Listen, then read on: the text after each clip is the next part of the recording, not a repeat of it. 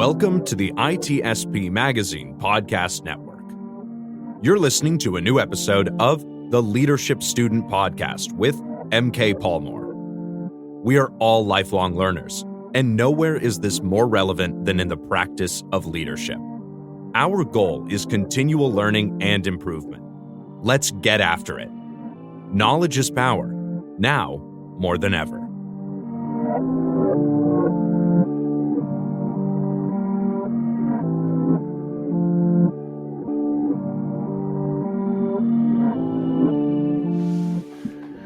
Hey folks, welcome to this episode of the Leadership Student Podcast. This is MK Palmore.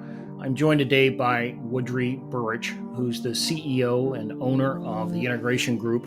Woodrie and I have crossed paths and came to know one another through our common membership in the Forbes Coaching Council. And that's been a great opportunity for me to learn and get exposed to other leaders in the coaching space. And Woodrie, welcome to the Leadership Student Podcast. We're really happy to have you here. Thanks so much, MK. Super happy to be here.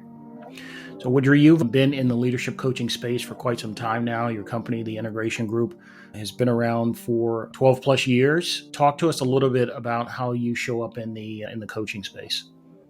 Yeah, absolutely.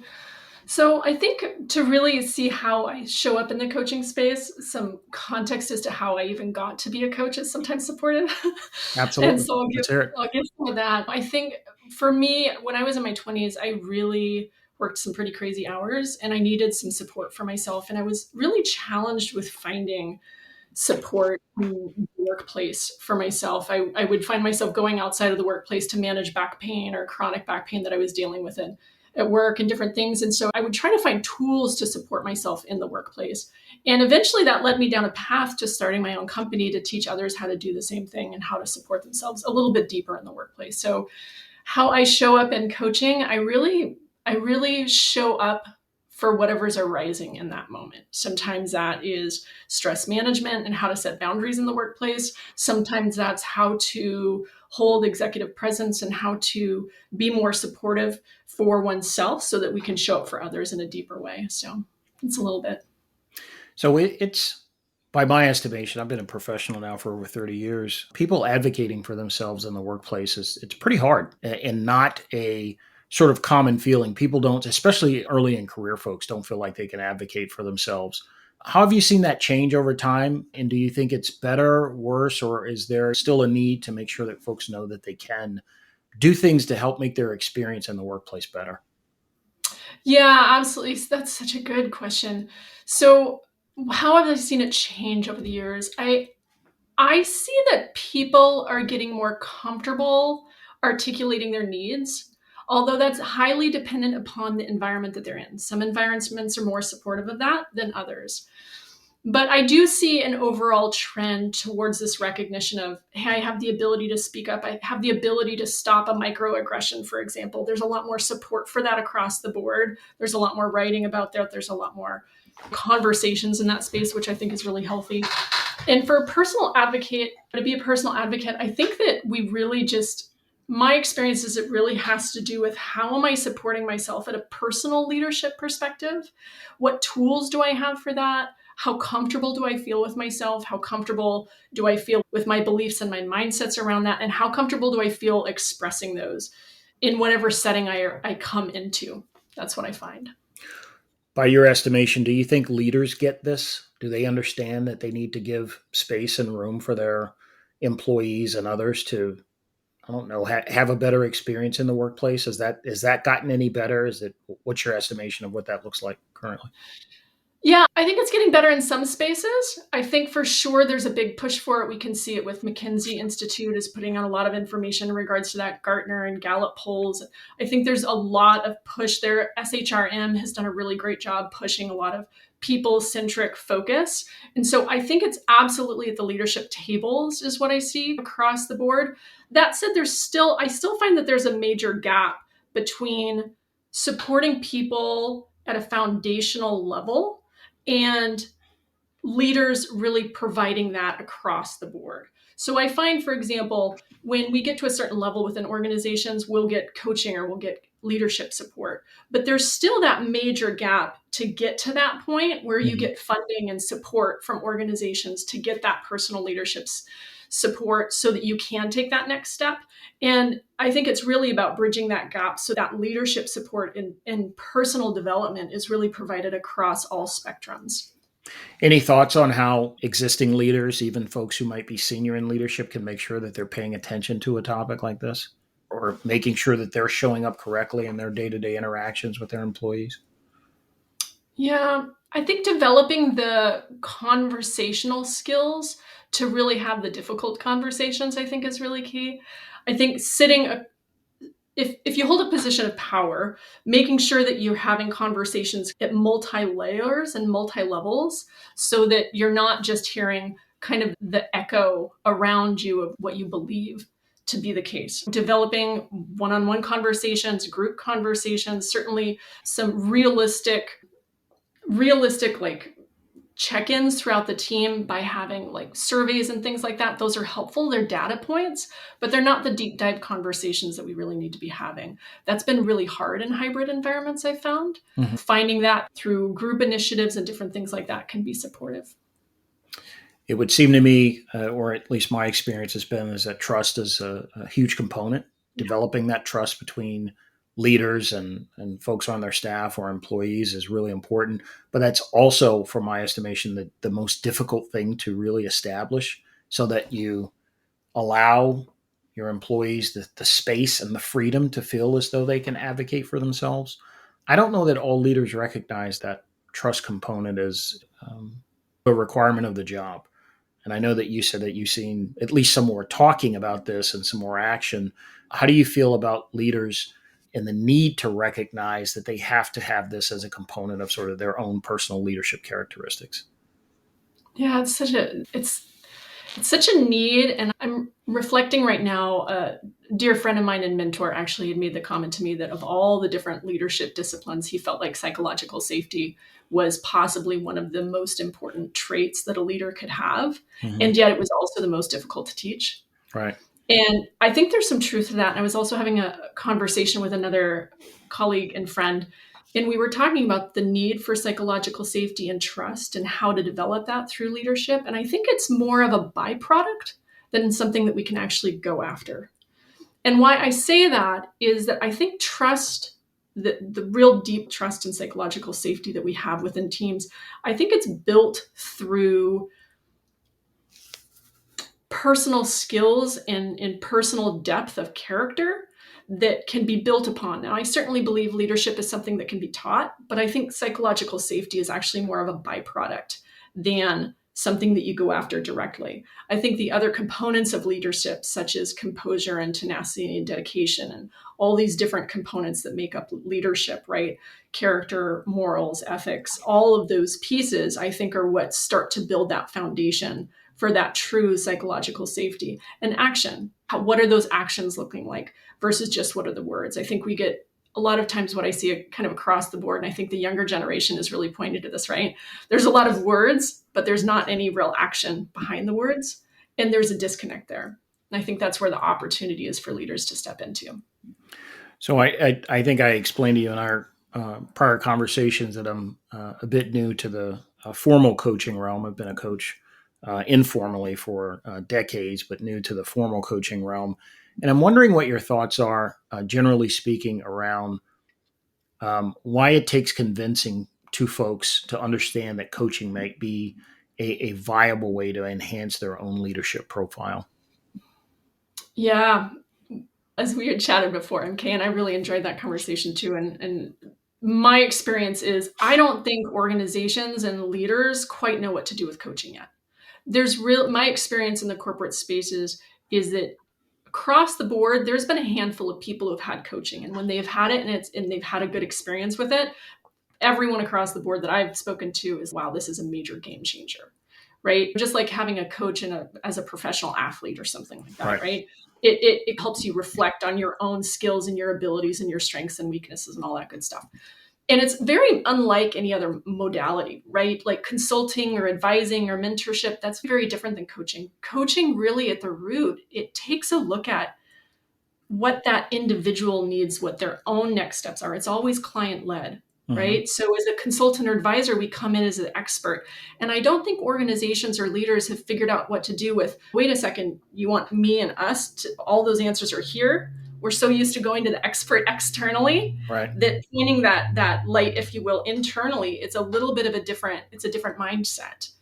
And creating that space, I find, is one of the most difficult and challenging things within organizations because we are so busy.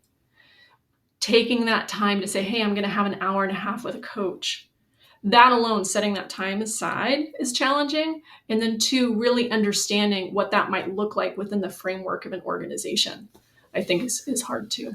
What are some of the tools that you give folks to get through that initial stage of both creating trust and giving them this space to understand that really, as you indicated, much of the direction actually comes from them? You're tapping into to the things that are within them to help them identify the strategies that they will use in order to enhance their capabilities. What are some of the things that you do to get folks to that initial stage where you can't do trust falls on video, right? So you got to use other tactics to get folks to the necessary stages. How do you look at that initial part of the relationship?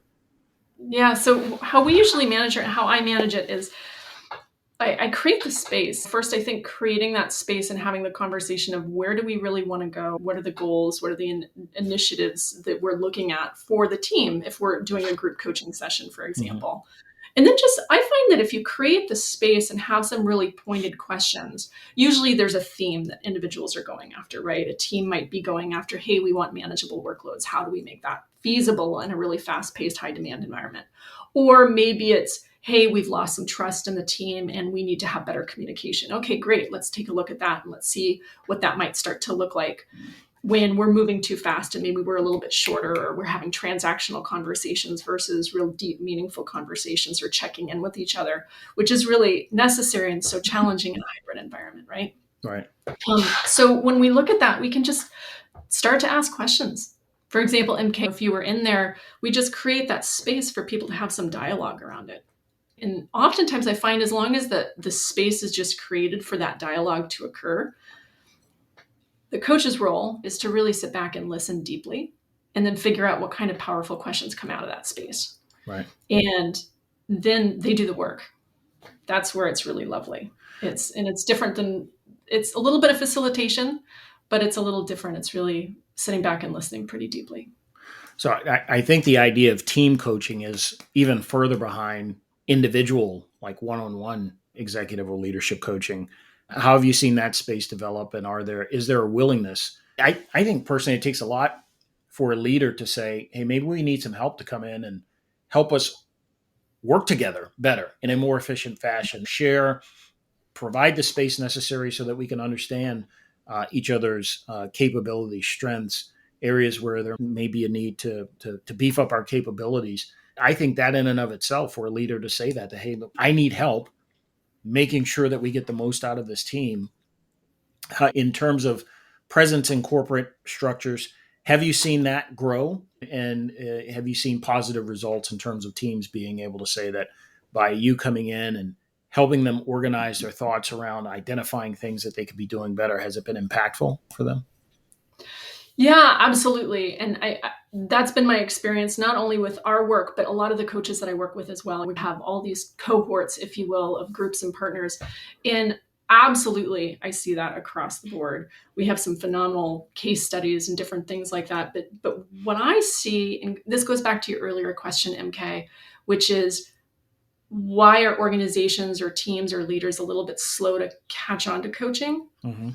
I think that we don't have a lot of outcomes across the board built into work structures. So when we take a look at teams finding strong outcomes, for example, we can measure that. We do pre and post survey outcome reporting, everything like that with our teams, which is great. But what I see is there's like this broader need to even get to that question that you just asked, which is, when is a leader going to say, okay, we need to support the team? I find oftentimes team coaching or coaching is seen as a wellness bucket thing. So there's like a check mark. Oh, we need to do the wellness thing, so we'll have some coaching on the side. And I don't think it's fully seen as the performance optimizer that it truly can be. What I see with coaching is very similar to project management, say 20 years ago. And I think you and I were chatting about this a little bit earlier, right? Me and my gray hair, project management 20 years ago, some of the small and medium-sized businesses, you had to fight to get a project manager on a team, right? You had to fight to get that PM. And nowadays, we wouldn't do multi-million dollar programs. We wouldn't do multi-billion dollar mergers and acquisitions without tons of project managers, all certified, right? I feel the same way about coaching. I think that coaching within organizations, it's really only been utilized, to your point, right? It's some of the one-on-one levels. We're just starting to do the team coaching, and you can see this convergence. There was a really great conference recently that ICF, International Coaching Federation, and ACMP, which is the Association of Change Management Professionals, they came together and they've done a couple different cohorts on this, on the importance of coaching as part of change management. And I really think that's the route coaching is going to start going, because when organizations and teams start to see these outcomes and really start to see what it means to feed and support teams at a deep level, and the impact that that has on outcomes, as well as performance, as well as just the health and well-being of the team, I think it'll change work. I think it'll completely shift work structures.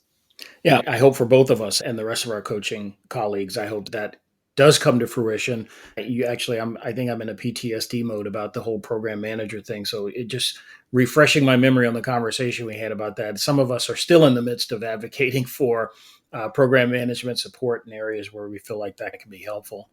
I think that we touched upon at least a couple of topics where things that are new to leadership that haven't quite caught on in terms of their impact and importance.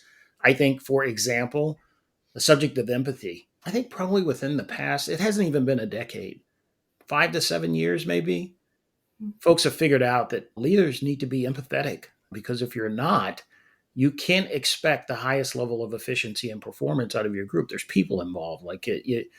Folks need to have that empathetic arm. And then earlier in the conversation, we were talking about other things that can be identified as like this crucial piece of leadership characteristics that need to be in place for folks to be able to develop trust or do the kinds of things that they need to do for their teams to excel. Is there something that we're not talking about in the leadership circles that like we should be, that like folks are just completely missing the boat on, in the same ways that kind of empathy, I think, has taken on a new role of prominence in leadership characteristics? Yeah, for me, I feel that very strongly. I feel like the thing that we need to be talking about that we're not talking about is the amount of stress we're under. And while we are talking about that, we're not looking at how to really change that in our work structures. And I think that is the root of lack of empathy, lack of personal leadership. All of these challenges is just simply the time and the speed with which we are going right now. And we can look at all the research on this. You can take a look at one of my favorite books right now is called Stolen Focus. It's written by Johari. I don't remember his first name, but it's fantastic. And he talks about how spread out our time is right now, and how we're really losing our capacity as humans to think cognitively and creatively because our focus is so scattered right now. Mm-hmm. And he talks about ways to combat that, both at the individual level, the collective level, and all the different issues going on at hand. I see that across the board with leaders that I work with and teams that I work with. We are just strapped for time. We have time. It's filled. All of it's filled. And we're taking our most exhausted, depleted selves home at night to our loved ones and our families and our communities. And we're wondering why our communities are having such challenges, because we're working however many hours we are, and we're not able to tend to all the needs around us. So this boundary piece is foundational, I think, to the work that you do. Certainly, I don't know if folks are tired of talking about the pandemic. It seems like we're not even really at the point where we quite understand the impact that the pandemic had on all of us with regard to the removal of boundaries between our personal lives and work. I think we're still suffering from it. I work from home most days if I'm not traveling.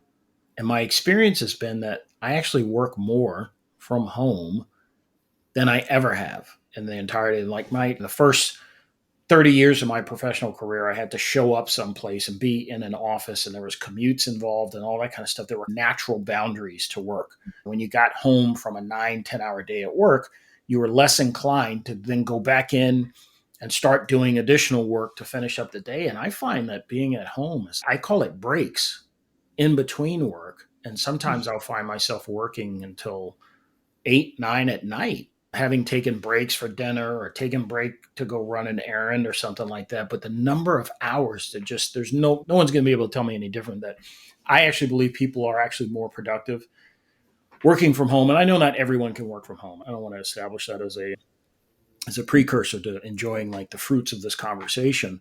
But my experience has been is that the boundaries are less and less prominent for folks in remote work status. So what are some things that people should be doing what should I be doing to do better at that? I should say people.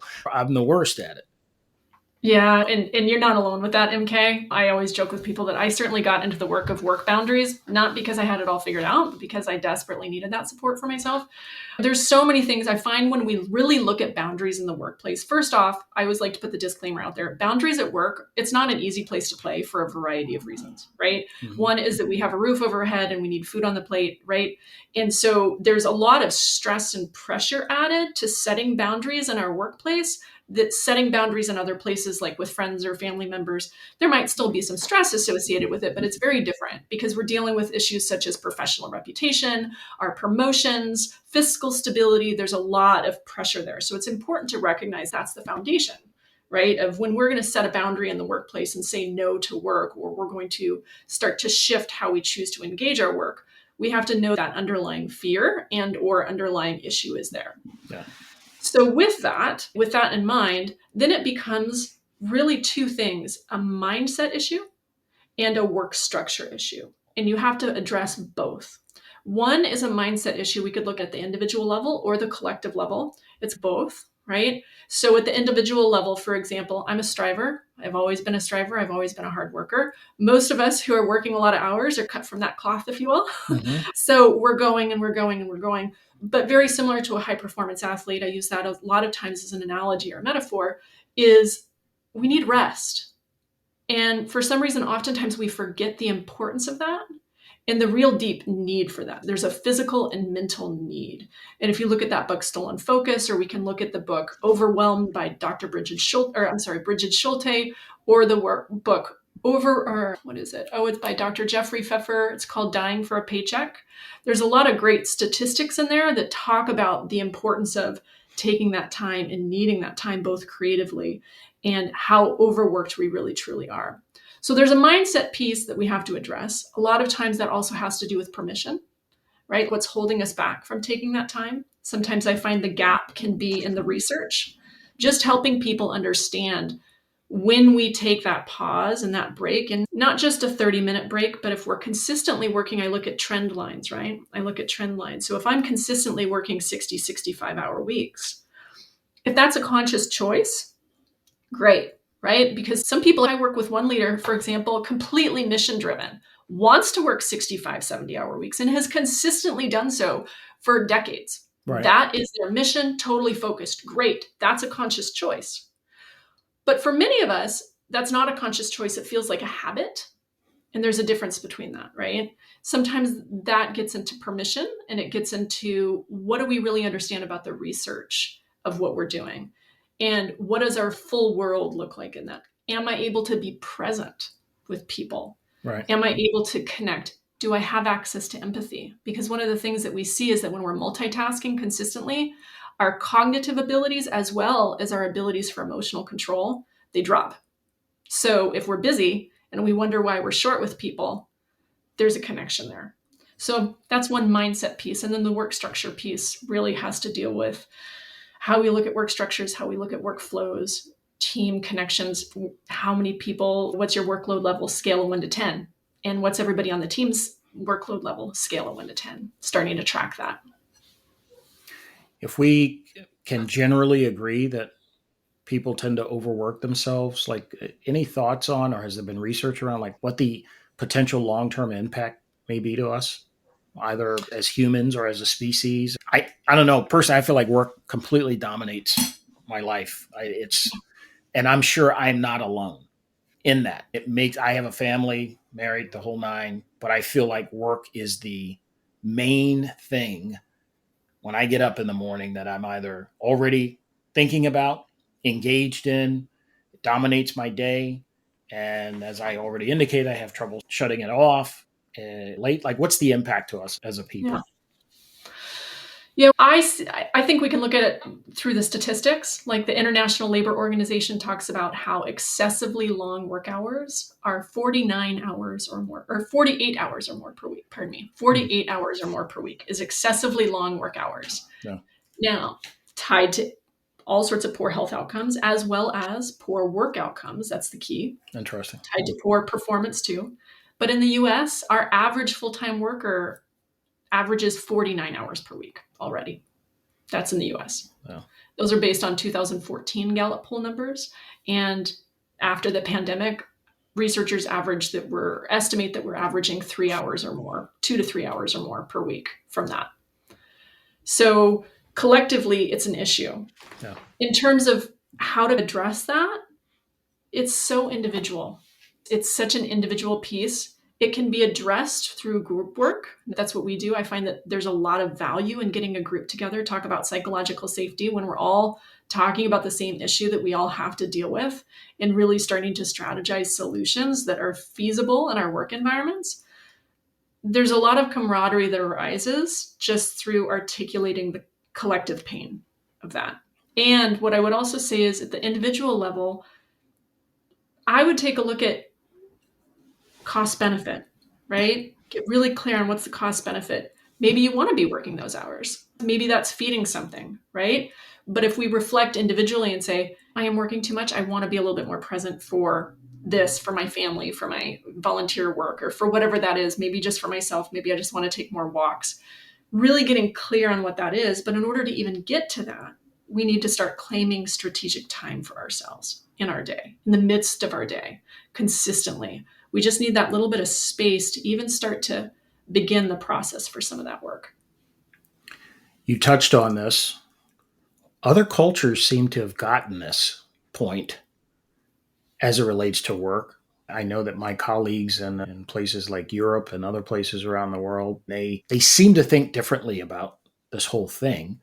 To include, I know it's common fact that the month of August in Europe is a tough month to get things done. That's their big vacation month, and people sometimes take the entire month off to spend time with their families and such. I think you would rarely find in the US anyone who takes more than a week or so vacation. 2 weeks is a max. And even then, when someone takes 2 weeks vacation, look at them like envious. Wow, you're unplugging for 2 weeks. Why do you think other cultures seem to have gotten the message on this and we haven't? I think a big piece of that is policy. I think policy goes a long way. And Bridget Schulte's work talks about this quite a bit, government policy and different things like that, corporate policy. But I also hear, it's interesting though, because I work with a handful of organizations in different countries as well, people in Japan, Australia, the UK, and I still hear stress levels. And it's actually really interesting because I think it also depends. So there's no hope for us. It's overtaken everybody. Yeah, that's what I'm a little bit nervous about. To be honest, I am a little bit. Certainly other countries, they do seem to have gotten a better handle on it to some degree. But I still find when you get to those upper echelons of leadership, it's still crazy hours. No, I think there's maybe just some truth that we have to face that at certain levels of leadership, I don't know, maybe there's a combination of an obligation you feel, a desire, certainly for the folks who achieve those levels. Like you said, the personalities that it takes to get to those levels are often people who are very highly driven and accomplishment oriented, or always thinking about how do I tick the box on this project, get it done and into the finish line as a form of accomplishment so I can move on to the next thing. I feel that a little bit myself. I'm sure that a lot of people share that sense that you're constantly driving to outcomes in an effort to do what you feel like you're both being paid to do. And it's just part of your personality. Again, I think there's a combination of things that get people to that level.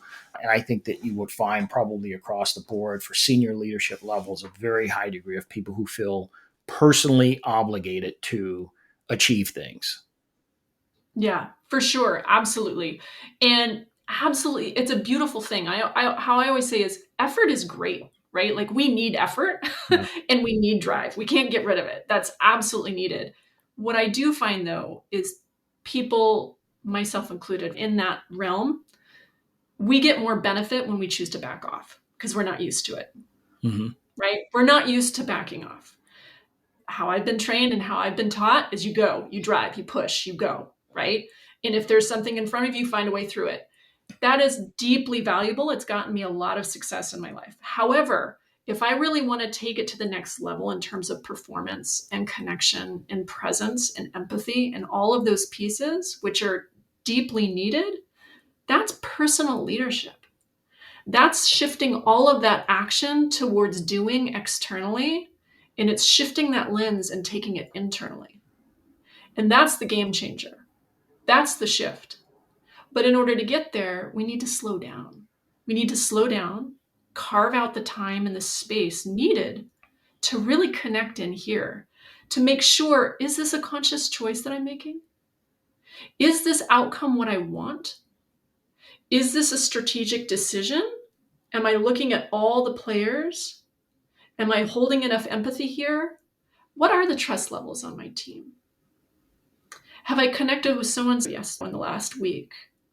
All of these things, those creative connections, they require space. And the faster we go collectively, and I know both of us come from the tech industry, or you're in the tech industry right now, military before, tech, cybersecurity. But my point is, in the tech industry, we've got AI too.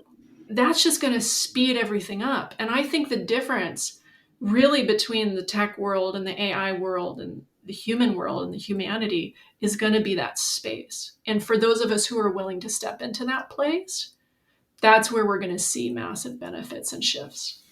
And we haven't figured out how to get there yet. So that's, I think, a great place to button up the conversation. Any final thoughts that you want to leave folks with in terms of high-level strategies or just thoughts around creating those boundaries, looking for opportunities to develop their teams into better, more efficient teams? Yeah, I think I leave with the 3 non-negotiables. If you really want to start focusing on boundaries, there's 3 non-negotiables. One is you have to claim strategic time for yourself and strategic space for yourself consistently in your schedule every week. Second one is micro pauses throughout the day. That's really critical. For one thing, I work on breathing exercises. Breathing works for some people. It doesn't work for everybody, but breathing exercises are a wonderful equalizer. Everybody has access to it, and it can shift the energy really quick, especially if you consistently do it. One of my favorite books on that is Peak Mind from Dr. Amishi Jha out of Florida. She's fabulous. And then the third real non-negotiable is taking a look at, when you look at your work structures, how are you managing those workloads? Are they manageable? What's your trend line? Those are the 3 main pieces. That third one being, what is my trend line?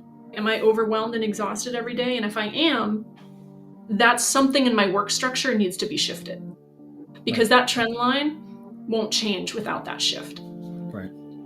Fantastic. If folks are interested in your services for coaching, otherwise, maybe your thought leadership, how do they find you? Thanks. I can be found at workboundaries.com, and there's not very many Woodries out there, so Woodrie's pretty easy to find on Google, but workboundaries.com. Awesome. Woodrie, I appreciate you taking time to have this conversation with me, and thanks for joining the podcast. Folks, that's it for this episode of the Leadership Student Podcast. I hope you enjoyed the conversation, and we'll see you next time.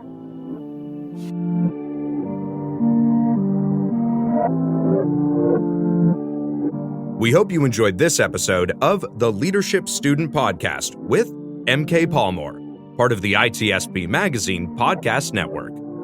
If you learned something new and this conversation made you think, then add this show to your favorite podcast player, subscribe to the ITSP Magazine YouTube channel, and share the ITSP Magazine Podcast Network with your friends, family, and colleagues. If you represent a company and wish to connect your brand to our conversations and our audience, visit itspmagazine.com to learn how to sponsor one or more of our podcast channels. We hope you will come back for more stories and follow us on our journey.